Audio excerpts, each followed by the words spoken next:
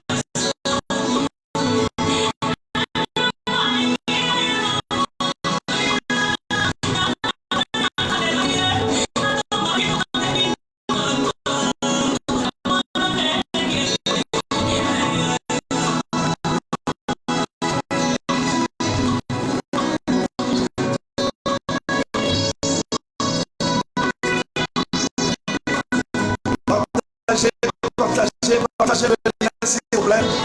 Partagez-le. Pensez aux autres. Pensez aux autres. Ne soyez pas égoïstes. Pensez à tout le monde. Pensez aux frères. Pensez aux soeurs. Pensez aux amis. Pensez aux autres. Partagez le lien. Parce que nous voulons commencer le partage de la parole de Dieu. Nous voulons commencer le culte. Alors prenez le soin de partager les liens. Pensez à ceux-là qui vous sont chers. Appelez-le. Envoyez les liens par Messenger. Envoyez les liens par WhatsApp. Envoyez les liens partagés. Et nous voulons tout à l'heure commencer notre culte. Alors, que Dieu bénisse et bon après-midi.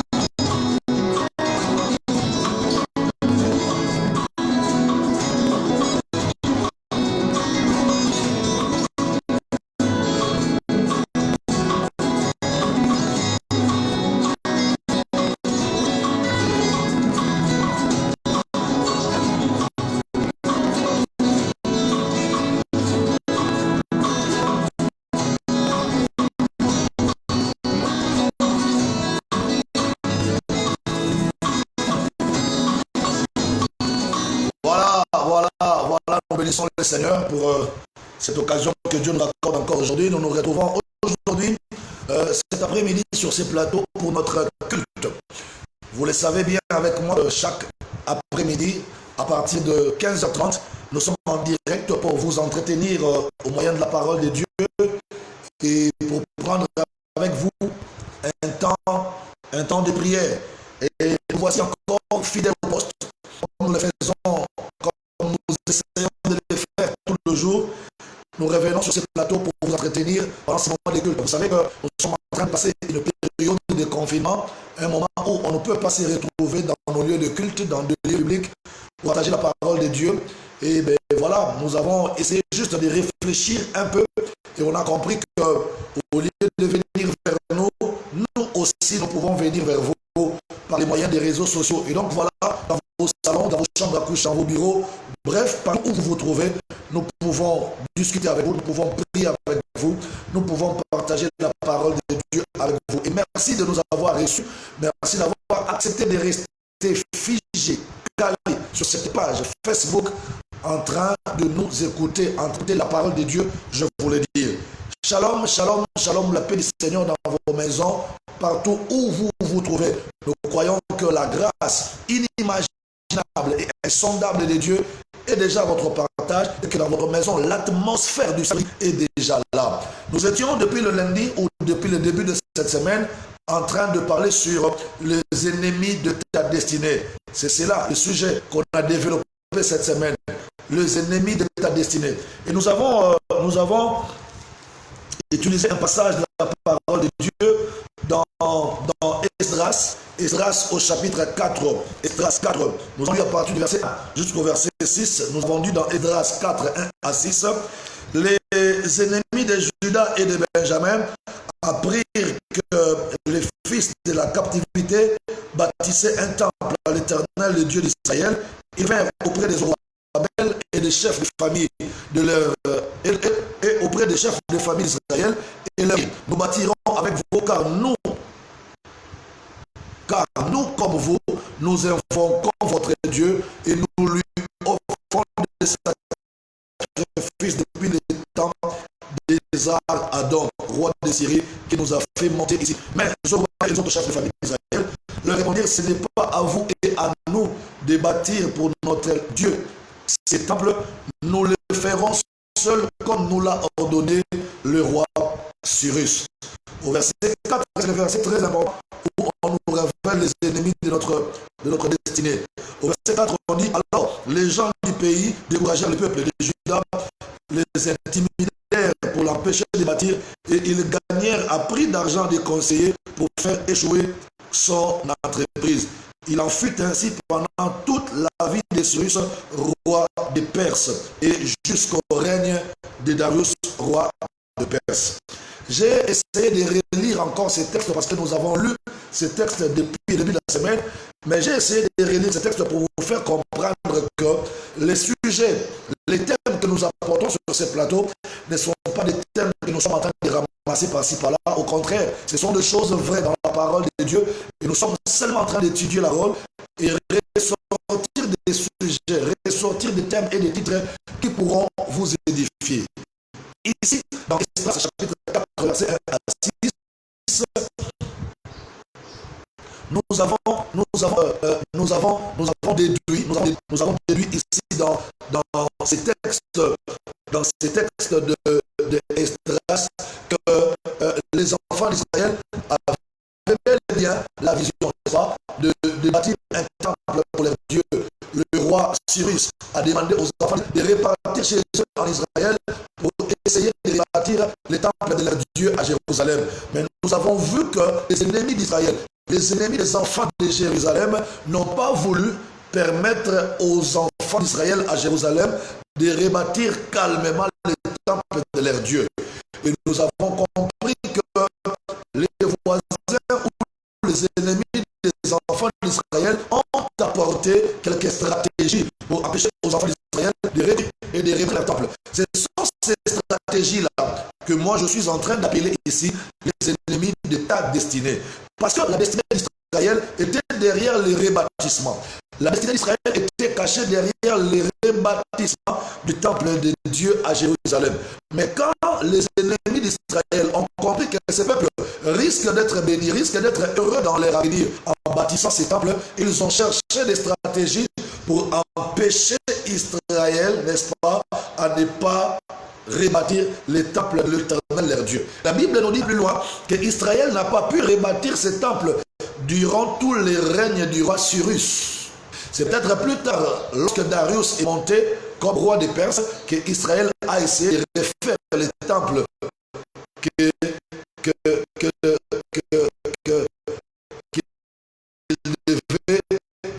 devait faire pour l'Éternel. Donc nous constatons ici qu'Esdras n'a pas pu le faire.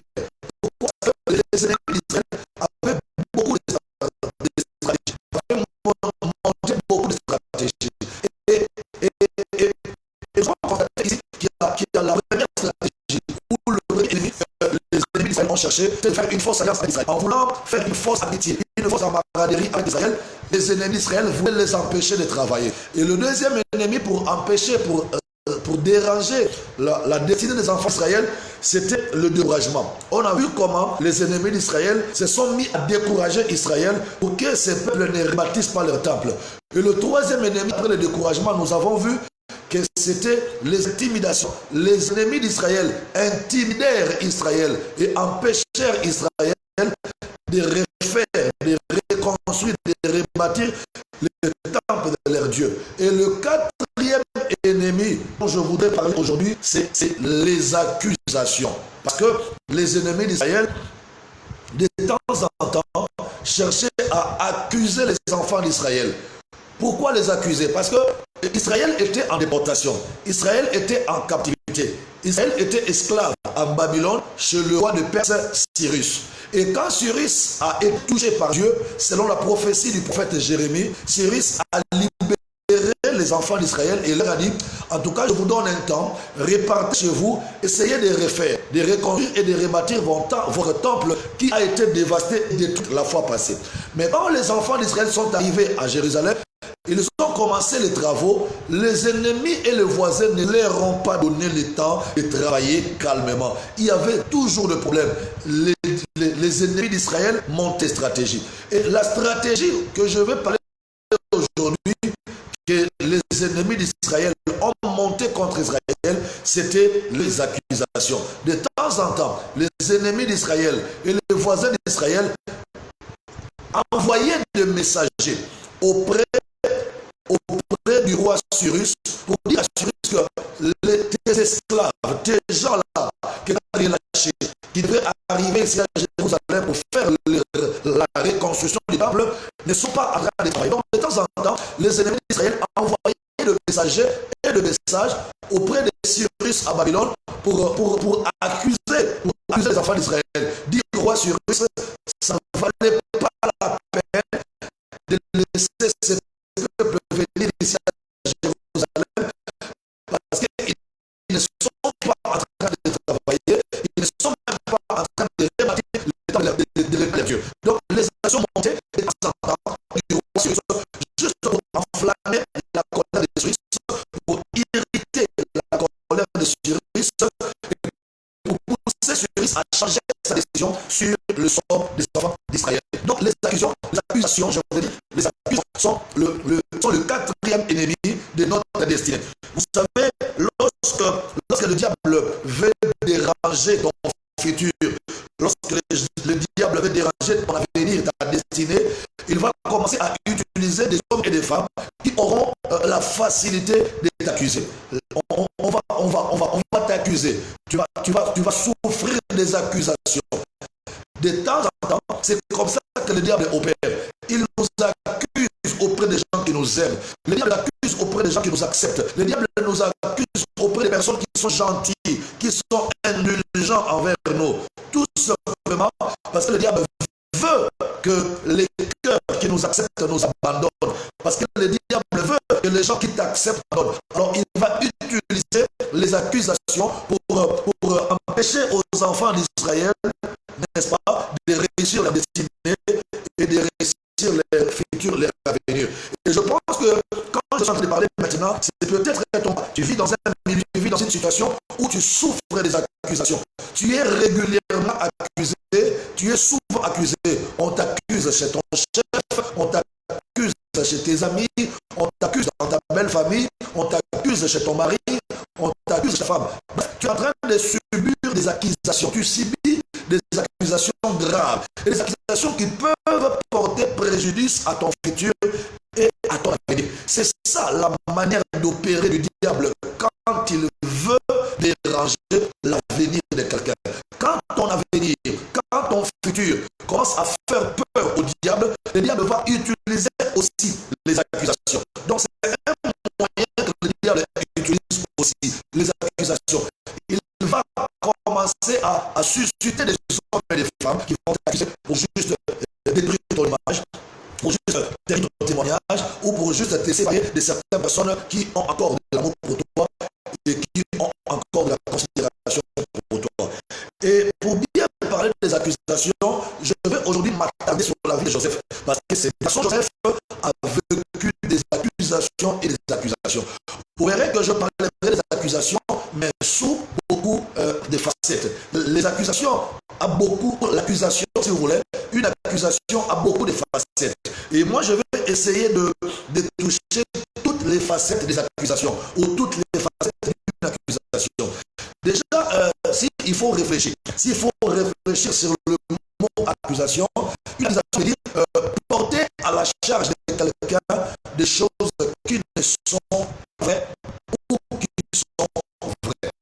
Lorsqu'on révèle ou lorsqu'on porte à la charge de quelqu'un une situation, un fait qui s'élève contre lui, ce sera une accusation. Mais malheureusement, il y a des accusations vraies, mais il y a aussi des accusations fausses. Voyez-vous, Souvent, les enfants de Dieu sont victimes de fausses accusations. Les enfants de Dieu ou les hommes et les femmes qui incarnent une grande étoile sont victimes de fausses accusations. C'est peut-être ton cas, toi qui es en train de me regarder, au niveau du travail, au niveau de ta famille, au niveau de tes amis, dans ton niveau des affaires, dans le milieu de tes affaires, tu es en train de subir des accusations très, très, très graves. Alléluia. Des accusations très, très, très, très graves. Et c'est dangereux. C'est vraiment dangereux. Et ça peut porter dérangement. Ça peut porter préjudice à ton avenir. Alors, je vais prendre la Bible dans Genèse. Dans Genèse chapitre 37. Dans Genèse 37, je vais lire le passage. Je vais par exemple lire ici, Genèse 37, le verset 26. Vous êtes avec moi? Genèse 37, Genèse 37, le verset 26. La Bible dit, alors Judas dit à ses frères, que gagnerons-nous à tuer notre frère et à cacher son sang? Venez, vendons-les aux Ismaélites et ne mettons pas la main sur lui, car il est notre frère, notre chair, et ses frères l'écoutèrent. Je saute encore. Je veux maintenant dans Genèse 39, le verset 14. Je vais commencer à sauter comme ça, suivez-moi bien. Genèse 39, le verset 14. La Bible déclare, elle appela les gens de sa maison et leur dit, voyez, il nous a amené un Hébreu pour se jouer de nous. Cet homme est venu vers moi pour coucher avec moi, mais j'ai crié à haute voix. Je vais encore plus loin. Au verset 18.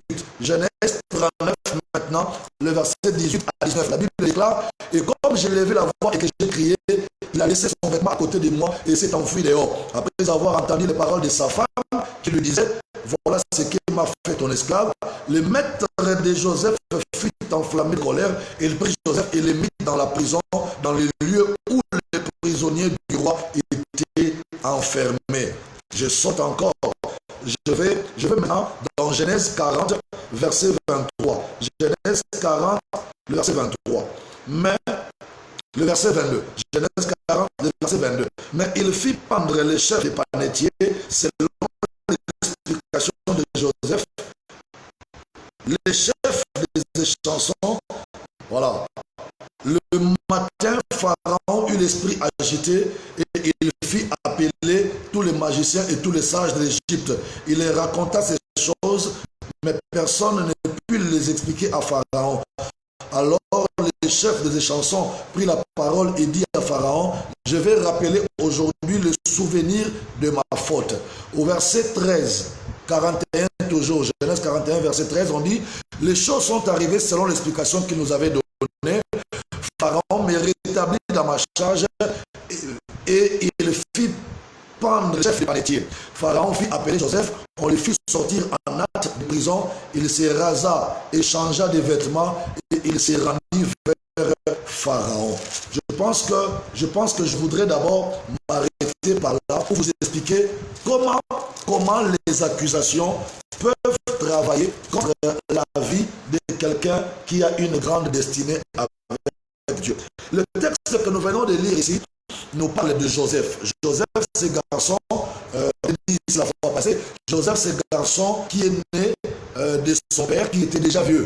La Bible dit que Jacob était très avancé en âge lorsqu'il a eu Joseph. Mais quand Jacob a enfanté Joseph, la Bible dit que Jacob aimait Joseph et Jacob a confectionné pour Joseph une tunique, un manteau de plusieurs couleurs, une tunique, un manteau multicolore. Donc ce manteau multicolore, ou ce manteau de plusieurs couleurs, était l'expression de l'amour de Jacob pour son fils Joseph. Mais malheureusement, ses frères qui étaient avec lui à la maison n'ont pas vu ça de bon côté. Ils n'ont pas accepté que papa ait beaucoup d'amour sur leur frère Joseph. Mais quelques temps après, Joseph, lui, était en train de dormir.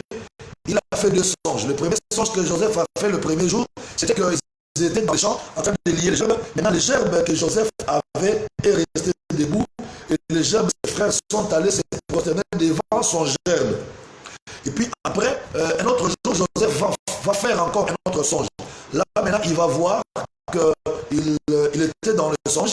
Il a vu le soleil, la lune et les étoiles venir se prosterner devant lui. Il a vu 11 étoiles, la lune et le soleil venir se prosterner devant lui. Alors quand Joseph a pris le soin d'expliquer à son père, de raconter ou de relater à son père ses songes, le papa a appris que cet enfant a une grande destinée. Il a une étoile de la chefferie. Et le papa a dit à Joseph, qu'est-ce que tu veux dire par ton songe? Tu veux dire que moi, ton père, ta maman et tes 11 frères viendront nous prosterner devant toi. Parce que le papa avait compris que le soleil dans la lune, le soleil dans le songe de Joseph, le soleil dans le songe de Joseph représentait lui-même le papa, et la lune dans ses songes représentait la maman, et les 11 étoiles représentaient les 11 frères de Joseph. C'est comme ça, après avoir réfléchi sur ces deux songes, le papa de Joseph va dire à Joseph, attends, tu veux dire quoi? Que moi, ton père, qui est représenté par le soleil, ta maman qui est représentée par la lune, et tes 11 frères qui sont représentés par les 11 étoiles viendront nous prosterner devant toi, et que toi tu régneras sur nous. Et quand le papa et les frères de Joseph ont compris l'explication de ces deux songes de Joseph, la Bible déclare que ses frères lui portèrent encore en vie. Les frères de Joseph commençaient à haïr Joseph davantage. Et la haine que les frères de Joseph ont eue dans le cœur contre Joseph les ont poussés, ou les a poussés, cette haine les a poussés à chercher à tuer Joseph. Mais bon, pendant qu'il s'est préparé pour le tuer, un de la frère humain va dire aux autres, mais attendez, qu'est-ce que nous gagnerons si nous tuons notre jeune frère? C'est quand même le fils de papa, c'est notre frère, on a le même sang. Pourquoi nous allons verser le sang de cet enfant comme ça? Au lieu de le tuer, prenons-le aux vendeurs ou aux trafiquants des esclaves. C'est comme ça qu'on a pris Joseph par ses propres frères. Ils vont le vendre auprès des Ismaélites. Les Ismaélites sont des gens qui faisaient le trafic des esclaves. On a pris Joseph et par les Ismaélites qui l'ont acheté, et puis ils l'ont amené loin en Égypte. Donc Joseph est parti de sa famille, il a quitté, il a laissé son père, il a laissé ses frères pour aller en Égypte parce que ses frères l'ont vendu chez les trafiquants des esclaves. Et la Bible, quand Joseph était en train de partir avec les Ismaélites, les trafiquants des esclaves, ses frères se sont dit entre eux, il n'a qu'à aller là-bas, loin, en Égypte. Comme ça, on verra si ces songes-là s'accomplissaient, il régnera sur qui? Certainement pas sur nous, parce que même si ces songes s'accomplissent, ça va s'accomplir loin là-bas, loin de nous. Donc, il n'aura pas l'emprise sur nous, il n'aura pas l'autorité sur nous. Et Joseph se retrouve en Égypte, et les Ismaélites vont vendre Joseph, n'est-ce pas, chez Potiphar, qui était un grand général de l'armée d'Israël. Ici, je suis en train de parler des accusations. La première facette des accusations, c'est que quand le diable veut déranger ta destinée, quand le diable veut déranger ton futur, le diable va s'organiser à ce que tu sois vendu ou que tu sois trahi. Vous voyez, quand on est trahi dans la vie par des gens qui sont censés vous soutenir, quand on est trahi, vendu dans la vie par des gens qui sont censés vous protéger, c'est déjà le premier signe qui doit te révéler que tu as un bel avenir, tu as un grand avenir. Pourquoi? Parce que si Joseph n'avait rien qui effrayait ses frères, si Joseph n'avait rien en lui qui faisait peur à ses frères, pourquoi les frères allaient les vendre? Donc les frères de Joseph ont accepté de vendre Joseph parce qu'ils avaient peur de ce que Dieu avait placé en Joseph comme grâce. Et les frères se disaient, si nous gardons ces garçons ici dans la famille, le jour où sa vision va s'accomplir, il régnera sur nous, il sera notre chef et il va nous écraser. Alors pour qu'il ne règne pas sur nous, pour qu'il ne soit pas notre chef, nous devons le vendre pour l'envoyer plus loin. Ça, c'est la première facette des accusations. Je ne sais pas, pendant que je suis en train de parler, il se peut que toi qui m'entends dans ta vie, tu as déjà été vendu. Vendu ou trahi. C'est la même chose. Être vendu ou être trahi.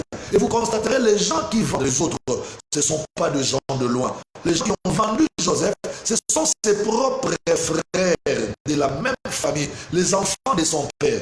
Voyez-vous? Donc c'est comme ça, c'est souvent comme ça. Quand tu es vendu dans la vie, si tu as déjà été même une une fois vendu, si déjà été même une fois trahi dans la vie, sache que tu fais peur. Ta grâce fait peur.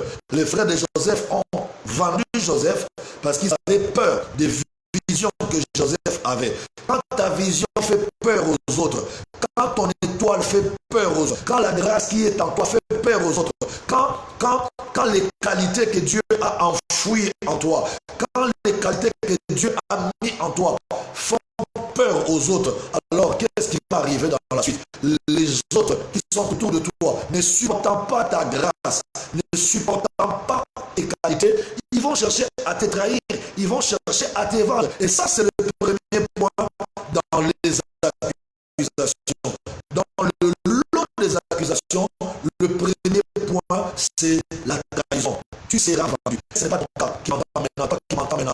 Est-ce que tu n'as jamais été vendu? Tu as été vendu peut-être par tes propres amis, tu as été vendu par les gens que tu as soutenus, tu as été vendu par les gens à qui tu as fait du bien, tu as été trahi par tes propres frères, par tes propres sœurs, par les gens qui étaient censés te soutenir. Vous savez, lorsque quelqu'un n'a pas grand-chose comme grâce, c'est difficile qu'il soit vendu.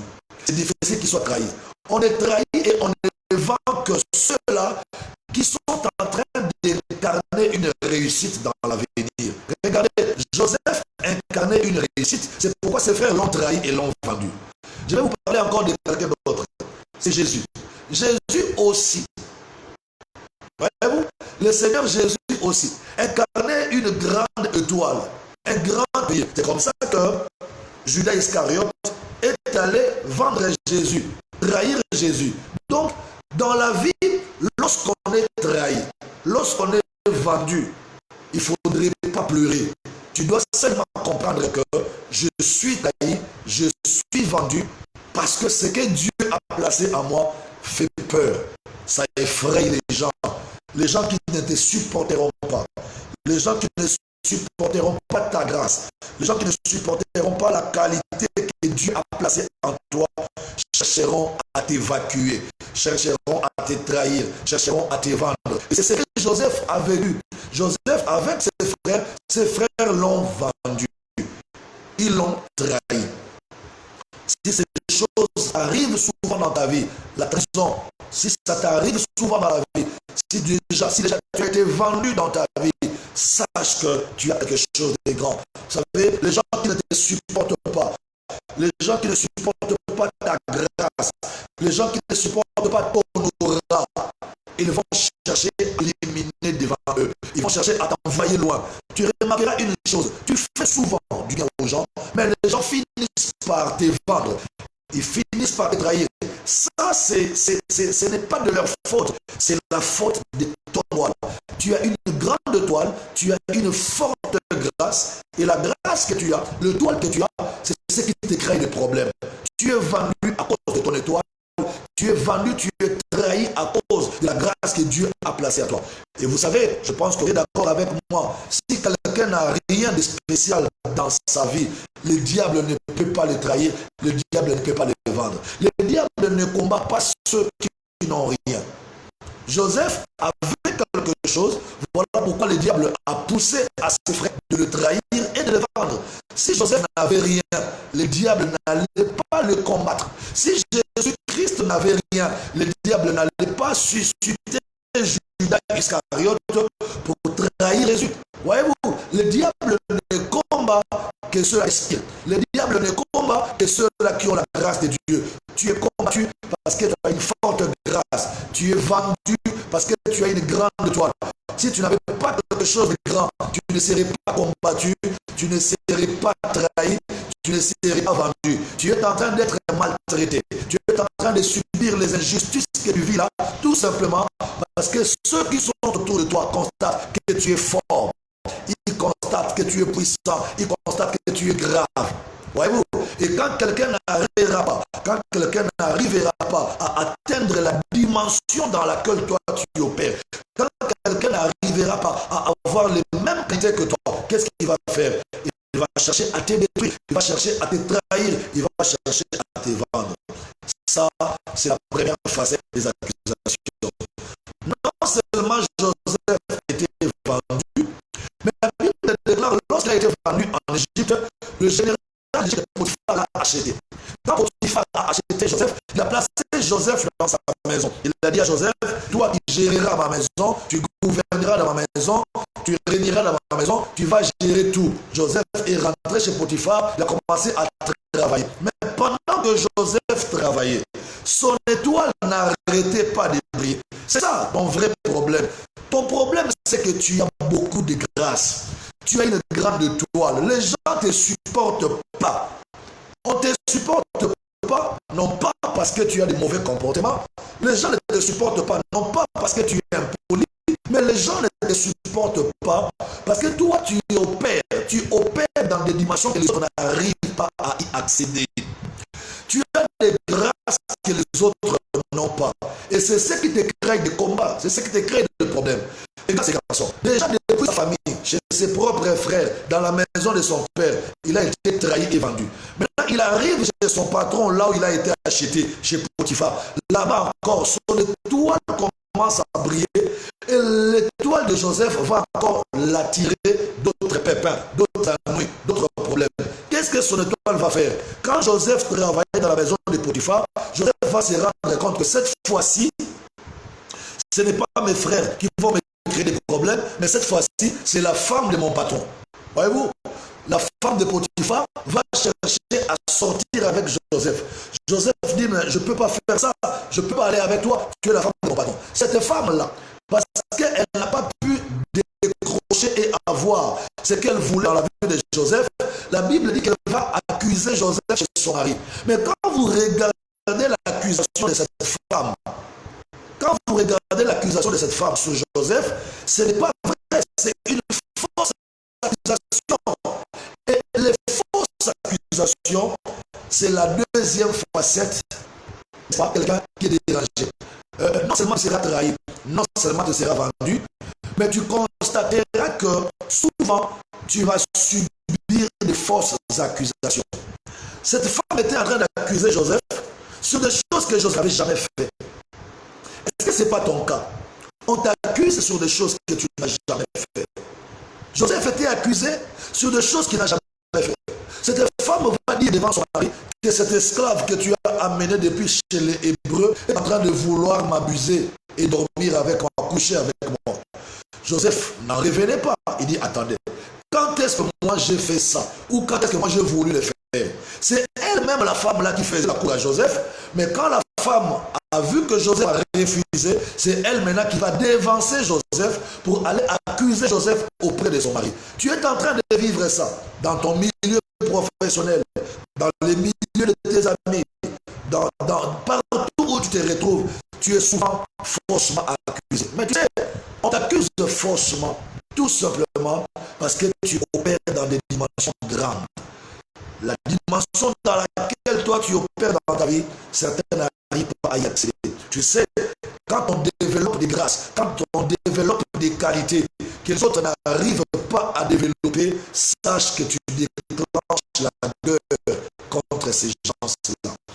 Tous ceux-là qui n'arriveront pas à atteindre la dimension d'opération vont chercher à t'accuser chez ton patron, à t'accuser chez ton mari, à t'accuser chez ta femme, à t'accuser chez ta femme. Donc, ce sont des fausses accusations. Je dis, il y a un verset de courage. Le verset dit, quand on parle de mal de vous, on ne trouve pas ces mal en vous. Frère, tu n'empêcheras pas à tes détracteurs de t'accuser. Tu n'empêcheras pas aux voisins, aux amis de t'accuser. D'ailleurs, actuellement, c'est la démocratie qui a envahi le monde entier. En démocratie, chacun est libre de dire ce qu'il pense. Mais il faut dire la vérité. Il ne faut pas mentir sur les autres. Et c'est ça le vrai problème. Lorsque tu as une grande étoile comme Joseph, lorsque tu développes des qualités, tu développes des choses, des grâces, des grâces graves, lorsque tu as des grâces exceptionnelles, je veux dire, tu constateras que le diable va chercher à faire de fausses accusations contre toi. Et voilà comment Joseph était faussement accusé par la femme de Potiphar. Et la troisième chose, la troisième facette des accusations, c'est que quand cette femme a accusé Joseph faussement, sans se gêner, elle a accusé Joseph, Joseph va se s'est retrouvé en prison. Comment en prison? Parce que le mari a cru à l'accusation que cette femme a portée contre Joseph. Et le mari fâché, furieux, va prendre Joseph et va le placer en prison. Donc Joseph, ici, se retrouve en prison innocemment. Il n'a rien fait de mal. Mais parce qu'il a été faussement accusé, voilà, le monsieur Joseph est en train de subir la prison. N'est-ce pas que ça, c'est aussi ton cas? Tu es en train de subir des punitions que tu n'as pas méritées. Tu es en train de subir des traitements que tu n'as pas mérités. Pourquoi? Parce qu'une catégorie de personnes ne pouvant pas opérer comme toi, ne pouvant pas faire comme toi, et n'ayant pas de grâce que toi tu as, ils ont résolu, n'est-ce pas, de t'accuser faussement et finalement de t'envoyer en prison. Mais sache une chose, la Bible dit, même quand tu te retrouveras en prison, la Bible dit, Jésus-Christ, ton Dieu, ne t'abandonnera jamais, il ne te délaissera jamais, il sera avec toi jusqu'à la fin de tous les temps. J'étais en train de parler hier ici sur ce plateau que la vérité ne craque jamais. Et la vérité ne cède jamais. On peut laisser la vérité même après 100 ans. La vérité restera la vérité. Mais le mensonge ne supporte pas le temps. Le plus grand ennemi du mensonge, c'est le temps. Donnez le temps au mensonge. Vous verrez que le mensonge va révéler comme mensonge. Mais donnez le temps à la vérité. Vous verrez que la vérité restera et demeurera la vérité pour toujours. Joseph se retrouve en prison. Mais c'est une injustice. Mais avec le temps, on va voir comment Dieu ne va pas abandonner Joseph en prison. Il est arrivé en prison, mais jusqu'à là-bas en prison, la Bible dit que Dieu n'a pas abandonné Joseph. Dieu n'a pas laissé Joseph. Et l'Éternel, Dieu était avec Joseph jusque dans la prison. Dans les lieux noirs, dans sa prison, dès que Joseph arrive en prison, le directeur pénitentiaire de la prison va inviter Joseph pour lui dire: jeune homme, tu viens d'arriver, c'est vrai, tu es nouveau ici en prison, c'est vrai, mais c'est toi qui seras le chef de tous les prisonniers.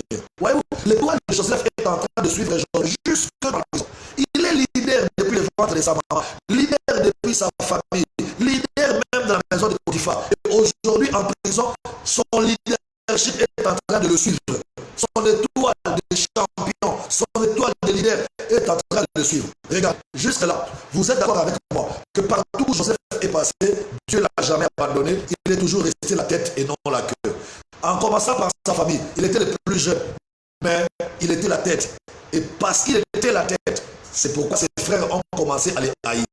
Il va en Égypte comme esclave. On l'achète. Il arrive dans la maison de Potiphar. Potiphar n'avait pas qu'un seul esclave comme Joseph. Il n'y avait pas que Joseph comme esclave chez Potiphar. Joseph n'était pas le seul esclave. Parce que Potiphar avait aussi d'autres esclaves. Quand Joseph arrive, c'est lui qui devient le gouverneur de la maison de Potiphar. Mais où sont passés les anciens esclaves que Potiphar avait? Il en avait d'autres. Mais pourquoi les autres là n'ont pas régné?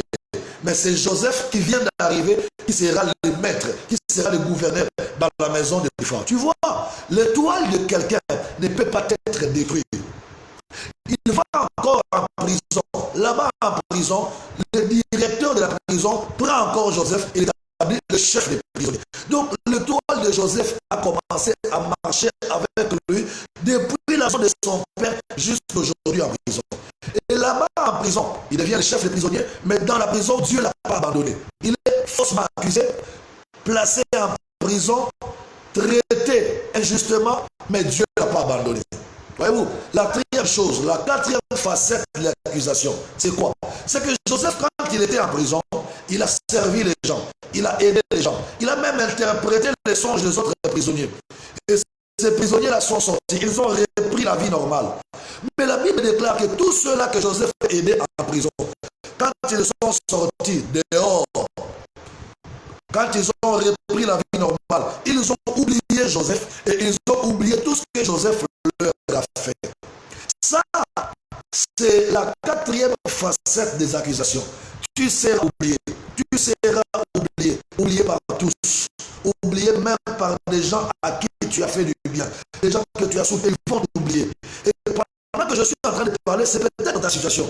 Tu as oublié les gens que tu as défendus, les gens que tu as soutenus, les gens que tu as remarqué, ils t'ont tous oublié. Tu es parmi ceux-là que les hommes ont oublié. Tu es parmi ceux-là que la famille ont oublié. Mais je vais te dire une chose.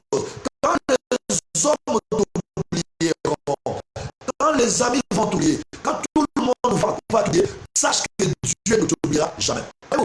Tout le monde peut t'oublier, Dieu ne t'oubliera jamais. Tout le monde peut t'abandonner, Dieu ne t'abandonnera jamais. Je veux que pendant que vous m'entendiez maintenant, pendant que vous êtes en train de suivre maintenant, que vous repreniez confiance en Dieu. Reprenez votre confiance en Dieu. Dieu n'oublie jamais ses enfants. Il a dit, je serai avec vous. Je ne vous abandonnerai jamais. Je serai avec vous jusqu'à la fin de tous les temps. Dieu n'oublie jamais ses enfants. Il n'abandonne jamais ses enfants. Dieu est fidèle. Quand tout le monde sera infidèle par rapport à toi, Dieu restera fidèle. Quand tout le monde te lâchera, t'abandonnera, Dieu ne t'abandonnera jamais. Je vous ai parlé hier, Abraham. Abraham marchait avec son neveu Lot. Malgré tout le bien que Abraham avait fait à Lot, malgré tout le bonheur que Abraham avait donné à Lot, la Bible dit quand Lot devenait riche, Lot oublia Abraham et il a abandonné Abraham. Il est parti pour lui sur la chaîne, sur la plaine du Jourdain. Lot est parti s'installer dans la plaine du Jourdain. Et il a laissé Abraham où? Dans un désert, sous les montagnes de Mamré. Mais là où Abraham était resté dans le désert, sous les montagnes, Lot l'a quitté, mais Dieu n'avait pas quitté Abraham. Ça, c'est la bonne nouvelle que je vais t'apporter aujourd'hui. Tout le monde t'a quitté. Oui, mais Dieu t'a pas quitté, n'est-ce pas? Ta famille t'a quitté, mais Dieu t'a pas lâché. Ok? Ton mari t'a lâché, Dieu t'a pas lâché. Ta femme t'a quitté, Dieu t'a pas quitté. Dieu est fidèle. Dieu est plus proche de nous que notre ombre. Même quand l'ombre de ton corps se révélera infidèle par rapport à toi, Dieu qui vit en toi compatira avec toi, il sera fidèle et attaché à toi. Il n'abandonne jamais ses enfants. Là, après, les autres prisonniers, et Joseph avait aidé, et Joseph avait soutenu, sont sortis, ils ont oublié Joseph, mais Joseph est resté dans la prison avec. N'est-ce pas que tu es resté seul? Oui, tu es resté seul selon les hommes. Les yeux des hommes te voient seul, abandonné, mais les yeux de Dieu te voient avec Dieu. Tu n'es pas seul, tu es avec Dieu.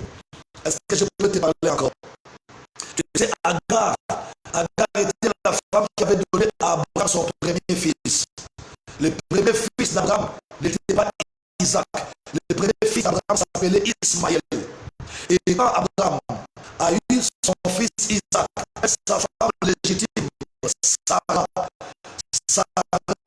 et Abraham ont résolu de chasser Agar et son fils Ismaël. Quand Ismaël et sa femme Agar ont été chassés, oubliés par Abraham, et se sont retrouvés dans le désert. Et là, l'enfant pleurait parce qu'il n'y avait plus à manger, il n'y avait plus à boire. Et quand l'enfant pleurait, sa maman Agar aussi pleurait. Le mari Abraham a chassé cette femme. Le mari Abraham a oublié Agar. Agar a abandonné de tous, oublié de tout le monde.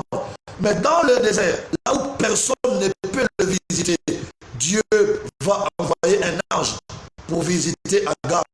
Et il dit à Agar, Agar, arrête de pleurer. Depuis le ciel, Dieu a entendu les pleurs de ton enfant. Regarde à tes côtés, il y a un puits d'eau. Prends l'eau, donne à l'enfant. Voyez-vous, un rejeté, une femme rejetée, une femme abandonnée, une femme oubliée. Mais Dieu s'est souvenu d'elle. Dans les délais, Dieu s'est souvenu d'Agar. Et Dieu a pourvu aux besoins d'Agar. Je sais que toi tu es oublié. Les gens qui t'accusent ont poussé tout le monde à t'oublier. Les gens qui t'accusent ont poussé tout le monde à ne plus penser à toi. Mais sache, quand les hommes ne penseront plus à toi, Dieu continuera à penser à toi. Et Dieu pourvoira à tes besoins. Il a pourvu, n'est-ce pas, selon sa richesse, n'est-ce pas, aux besoins d'Agar. C'est ce que Dieu dit. Il pourvoira à nos besoins selon sa richesse infinie. Waouh, waouh, waouh. Dieu pourvoira à tes besoins selon sa richesse infinie. C'est-à-dire que tu peux être dans un pays pauvre, dans une famille pauvre, Dieu pourvoira à tes besoins, non pas selon la richesse de toi-même ou selon la richesse de ta famille, mais Dieu pourvoira à tes besoins selon sa richesse infinie. Waouh! Ça veut dire quoi? Ça veut dire qu'aucun besoin de toi, aucun de tes besoins, tu n'auras pas de besoin qui sera plus coûteux pour Dieu. En tout cas, aussi longtemps que Dieu restera Dieu, toi, tu n'auras pas un besoin qui va coûter cher à Dieu. Pourquoi? Parce que Dieu a une richesse infinie. Et il dit dans sa parole que tout le monde te lâchera, t'oubliera. Lui pourvoira à tes besoins, pas selon ta richesse, pas selon la richesse de ta famille ou de ton pays, mais Dieu pourvoira à tes besoins selon sa richesse infinie. Dieu a une richesse infinie. Aucune bourse du monde, aucune bourse du monde ne peut perdre la richesse de Dieu. Aucun ordinateur ne peut comptabiliser la richesse de Dieu. On l'appelle une richesse infinie. C'est-à-dire que tout ce que tu auras besoin dans ta vie, Dieu ne manquera pas de moyens de pourvoir à ces besoins-là. Est-ce que tu peux dire Alléluia? Allez, envoyez le pouce, envoyez le cœur. Si tu crois c'est là, envoyez le pouce, envoyez le cœur. Aucun de tes besoins, je dis bien, aucun de tes besoins ne sera plus coûteux, coûtera cher à Dieu. Dieu pourvoira à tes besoins richesse infinie. Et ça, c'est très important. Là-bas, Dieu a pourvu. Dans la prison, on avait oublié Joseph. Mais après, les gens qui étaient dehors ont rencontré des problèmes. Et c'est Pharaon qui a rencontré un problème. Quel est le problème de Pharaon? Pharaon s'est rendu compte qu'il y avait des songes et que personne ne pouvait interpréter. C'est comme ça que pendant qu'on cherchait celui qui viendra interpréter le songe de Pharaon, les anciens prisonniers qui avaient bénéficié de cette grâce, des dons d'interprétation de songes de la part de Joseph, se sont rappelés de Joseph. Ils se sont dit, oh, mais au fait, nous sommes en train de chercher quelqu'un qui peut interpréter le songe du roi Pharaon. C'était, n'est-ce pas, la vision de Pharaon. Et Pharaon a reçu l'interprétation, il a reçu l'explication de son songe. Qu'est-ce que Pharaon va faire? Pharaon va dire, mais attendez, puisque ces garçons étaient oubliés en prison, mais il a été capable d'interpréter mon songe, je pense que sa place n'est plus en prison, sa place c'est ici dehors. La cinquième chose que je veux dire, le Seigneur se souviendra de toi.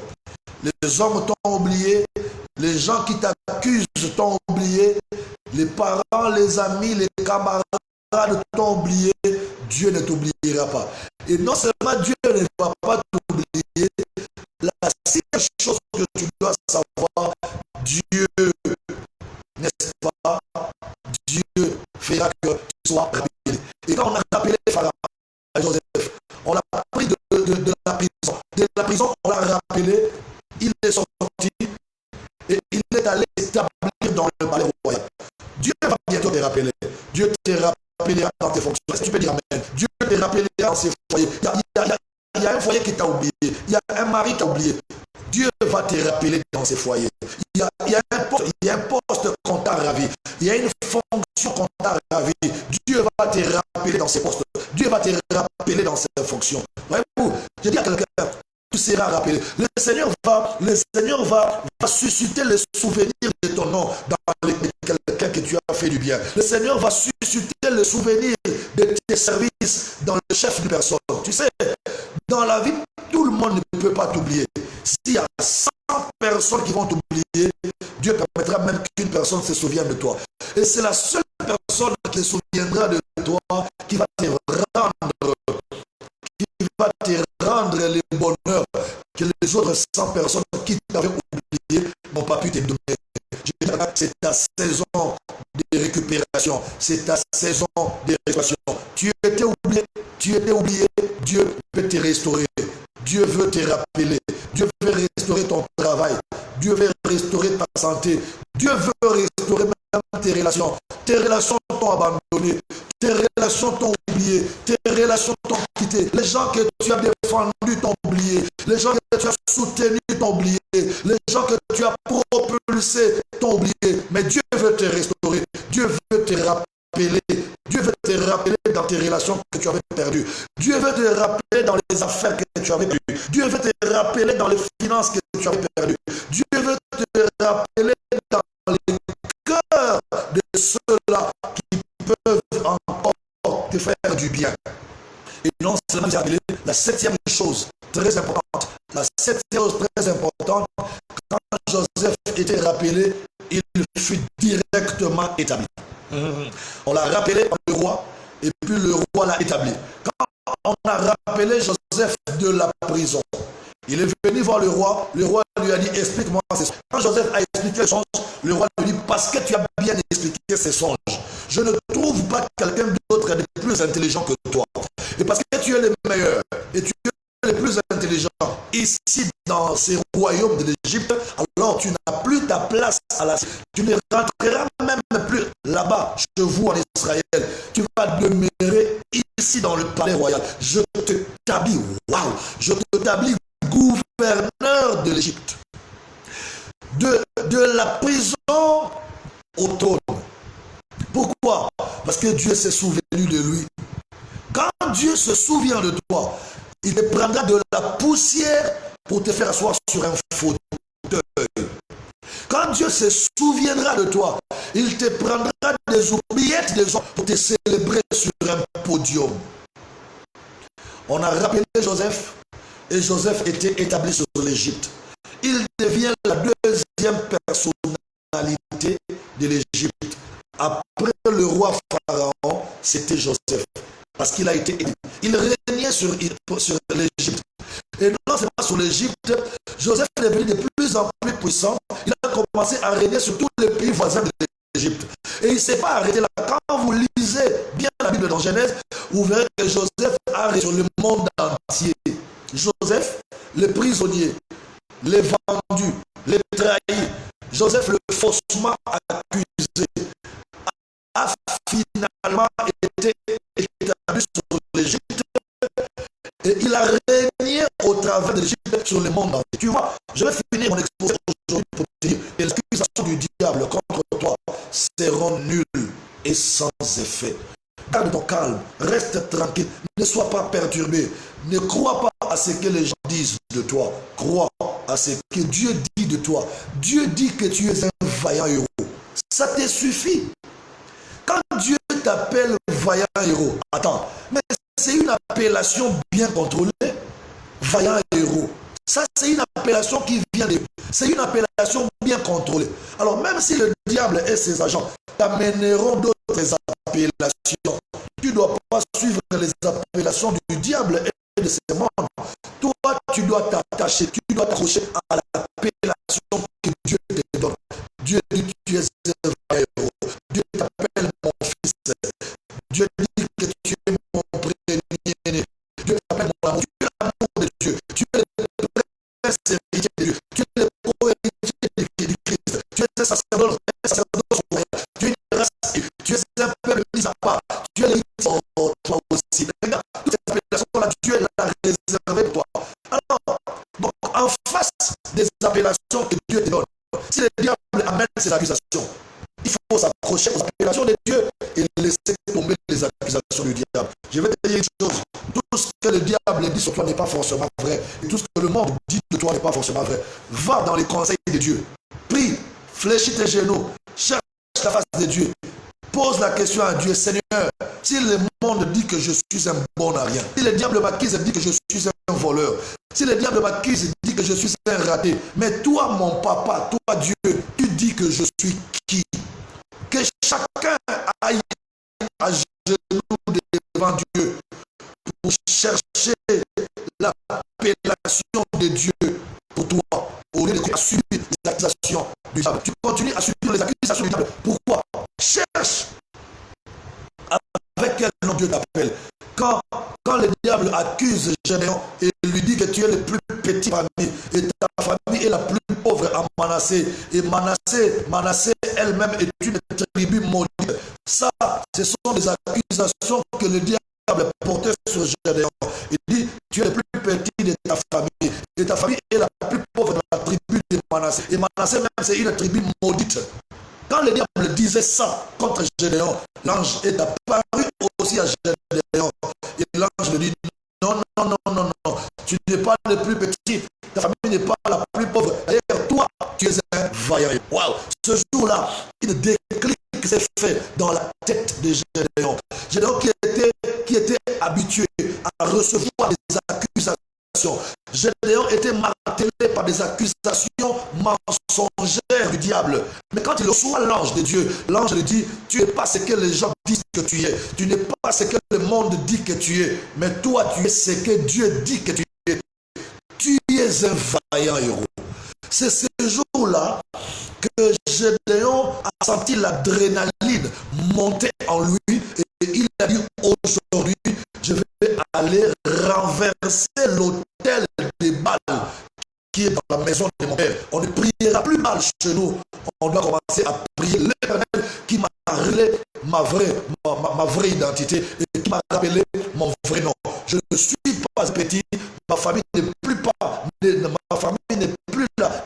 Ma famille n'est pas la plus petite, je voulais dire, ma famille n'est pas la plus petite, mais je suis un vaillant héros. Frères et sœurs, que chacun de nous se tourne vers Dieu aujourd'hui et cherche avec quel nom Dieu t'appelle. Toi, Dieu t'appelle comment? Quand tu connaîtras comment Dieu t'appelle, tu vas t'en foutre des accusations du diable. Les diables accusaient Joseph comme étant un orgueil vendu. Arrivé chez Potiphar, le diable a accusé Joseph comme étant un impudique, un adultère qui veut prendre la femme d'autrui. Arrivé en prison, le diable a accusé Joseph comme étant un condamné à mort. On l'a oublié, on n'a pas pensé à lui. Voyez-vous? Mais quand Dieu est apparu dans le dossier de Joseph, dans le songe de Pharaon, quand Dieu va apparaître dans le songe de Pharaon, c'était pour que Dieu amène Pharaon à comprendre qu'il y a quelqu'un qui est accusé là-bas en prison faussement. Il n'a pas fait ce que les gens disent qu'il a fait. Il n'est pas ce que les gens disent qu'il est. Mais par le songe que Dieu a donné à Pharaon, la vérité sur Joseph, la vraie identité de Joseph, la vraie appellation de Joseph a réapparu en public. Et c'est ce qui va se passer dans ta vie. Tu ne continueras pas à être faussement accusé comme ça. Le diable utilise l'accusation, ou si vous voulez les accusations, comme le quatrième ennemi de notre destinée.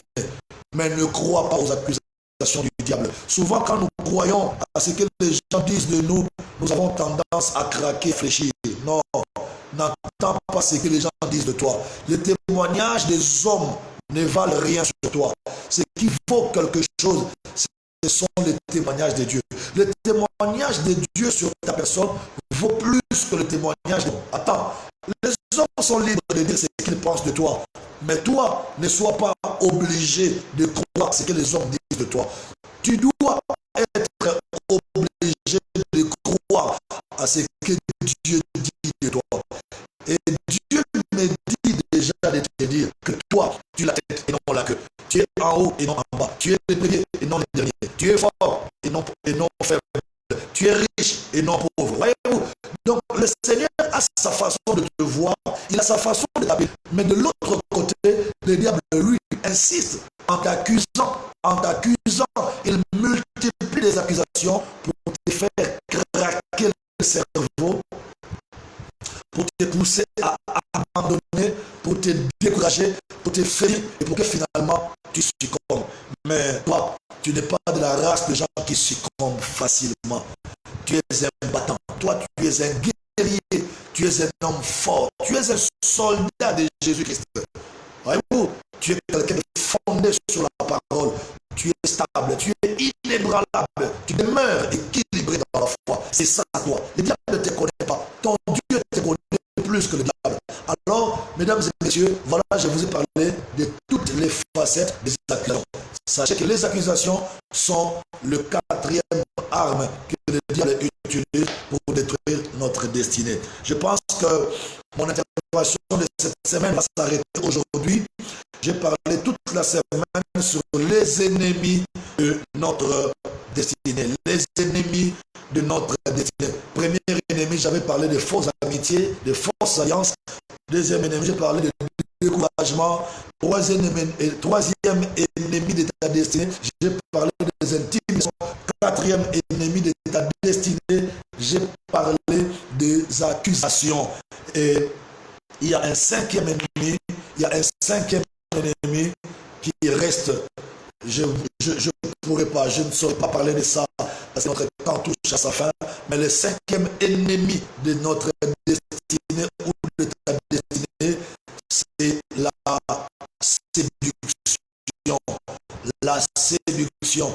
Quand le diable veut t'empêcher à atteindre tes objectifs avec Dieu, quand le diable veut détourner ta destinée que tu as avec Dieu, il peut utiliser la séduction. Le diable peut te séduire par l'argent, il peut te séduire par le sexe, le diable peut te séduire par la gloire. Tu sais, il y a des gens qui aiment tellement la gloire, à cause de la gloire, ils abandonnent Dieu. Il y a des gens qui aiment tellement l'argent, à cause de l'argent, ils abandonnent le bon chemin. Ils sont séduits par le diable. Il y a des gens qui aiment tellement le matériel, à cause du matériel, ils abandonnent la droiture à cause du matériel. Il est séduit. Vous savez, puisque je parle de la séduction comme dernier ennemi, laissez-moi vous rappeler une chose. Vous savez, quand Jésus est ressuscité, les Juifs ne croyaient pas que Jésus est ressuscité. Alors les Juifs ont couru vite au tombeau de Jésus et ils ont constaté, les Juifs et le sacrificateur ont constaté que Jésus était bel et bien ressuscité. Mais ils se sont dit, mais attendez, cet homme vivait encore, il était puissant. Prenait toute la foule de Juifs. Mais maintenant qu'il est mort et qu'il est ressuscité, mais c'est fini, les gens vont croire davantage encore. Mais comment nous allons faire pour que les gens ne croient pas à sa résurrection? C'était ça la question des Juifs, des sacrificateurs et des docteurs de la loi. Ils disaient, mais si les gens là constatent que Jésus est ressuscité, nos synagogues, nos Juifs seront vidés, tout le monde va aller prier à l'église de Jésus. Mais nous devons faire un effort, nous devons nous organiser pour empêcher aux gens de croire que Jésus est ressuscité. Comment il faut faire? Alors, les Juifs, les sacrificateurs, ainsi que les docteurs de la loi, ils ont appelé les soldats qui gardaient les tombeaux. Ils ont distribué l'argent et le matériel à tous les soldats qui gardaient les tombeaux de Jésus.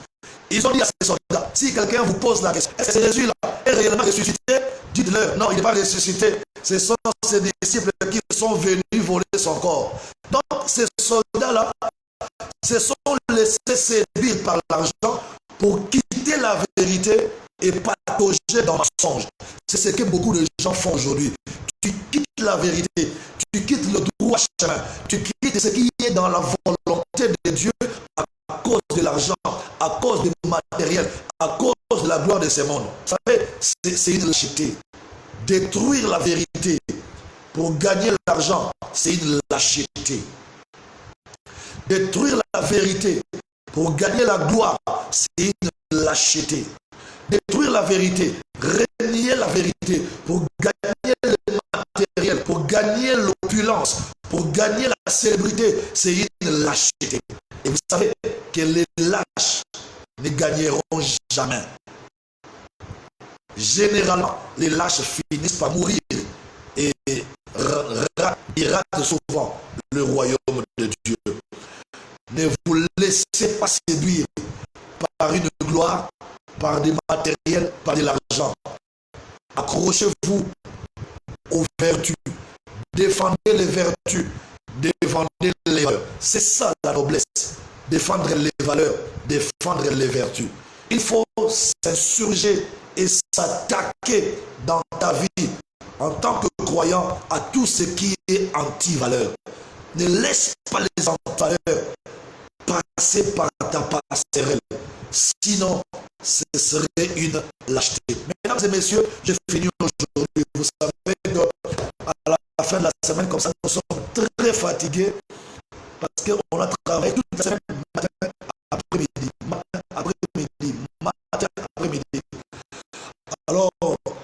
fin de la semaine pour nous aujourd'hui, vendredi. Je ne saurais pas encore si à longueur. Nous allons clôturer en prière. Je vais vous recommander la grâce de Dieu et on va trouver lundi. Lève la main. Vraiment, on va prier.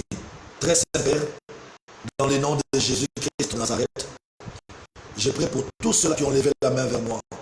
Ma prière au Dieu, que tu déverses la grâce, la faveur, ton amour, ta bonté, ta bienfaisance dans la vie de tous ceux qui sont en train de prier avec moi. Laisse que ta divinité se manifeste dans la vie de chacun selon le besoin de chacun. Nous voulons voir Dieu dans la vie de chacun agir selon ses besoins. Au nom de Jésus-Christ de Nazareth, j'ai ainsi prié que ceux qui sont malades soient guéris. Oh, Jésus, j'ai dit que ceux qui sont malades soient guéris maintenant. Que ceux qui sont malades, que ceux qui sont sur les lits des hôpitaux, que ceux qui sont malades en confinement reçoivent la guérison miracle au nom de Jésus-Christ de Nazareth. Si tu étais malade, commence à faire ce que tu ne pouvais pas faire. S'il te plaît, tu avais mal aux pieds, mal au bras. Si tu es malade et que tu n'arrivais pas à faire de mouvement, je t'ordonne, commence à bouger, commence à bouger. Bouge là où tu avais mal. Redresse ton pied qui avait mal. Redresse ton bras. Là où tu avais mal, là où tu avais des douleurs, là où tu avais des douleurs, j'ordonne ta guérison. Je t'ordonne d'être guéri. Je commande à la guérison miracle de s'installer dans ton corps, depuis la tête jusqu'aux pieds, au nom de Jésus-Christ. Fais le mouvement que tu n'arrives pas à bouger. Dieu te guérit. Est-ce que tu crois? Est-ce que tu crois que Dieu te guérit? Bouge, bouge encore, bouge ton pied, bouge ton bras, bouge la tête. Commence à prier là où tu as mal dans ton ventre. Commence à prier là où tu as mal. Jésus-Christ te guérit maintenant. Crois, crois. Et si tu crois, commence à bouger. Commence à faire le mouvement que tu n'arrives pas à faire. Fais-le par la foi. Car c'est par la foi que nous accédons à la guérison divine de Dieu. Au nom de Jésus-Christ de Nazareth. Nous avons ainsi prié et nous disons Amen. Voilà. Amen, amen, amen, amen. Merci beaucoup. Je crois avoir accompli le devoir sacré de Dieu cette semaine à votre égard. Que le Seigneur vous bénisse. On va se retrouver sans faute le lundi. Le lundi avant midi à 9h30, 10h pour l'école ministère, la formation du ministère en ligne. Et pour les amis de culte, on se retrouve lundi à 15h30, les après-midi à 15h30. Merci beaucoup. Je vous supplie, vraiment je vous supplie par compassion de Jésus, veuillez vous abonner sur cette page. Abonnez-vous s'il vous plaît. Abonnez-vous sur cette page et cela vous rendra capable d'être notifié lorsque nous publions ou lorsque nous passons en direct. Vous avez compris que cette page n'est pas une page politique, ce n'est pas une page sportive, moins encore une page économique ou sociale. C'est une page de l'évangile. Nous venons ici avec la parole et la prière, simplement. Et Dieu est en train de nous faire grâce. Alors, si vous voulez nous appeler par WhatsApp, prenez notre numéro, plus 242, plus 202, 05 018 53 05. Je reprends, plus 242, 05 018 53 et 05 à la fin. Veuillez aussi vous abonner sur cette page Facebook pour avoir nos notifications. Et si vous voulez aussi voir nos anciennes vidéos de direct que nous avons fait, vous pouvez aller sur YouTube. Vous tapez sur YouTube Bishop des Bansenga. Bishop des Bansenga sur YouTube. Vous serez sur notre chaîne YouTube et vous verrez toutes les vidéos que nous avons fait pendant ce moment de confinement pour votre édification. Merci. Il reste à vous dire au revoir. Nous nous retrouverons si le Seigneur Jésus ne revient pas. Si le Seigneur Jésus ne revient pas nous prendre.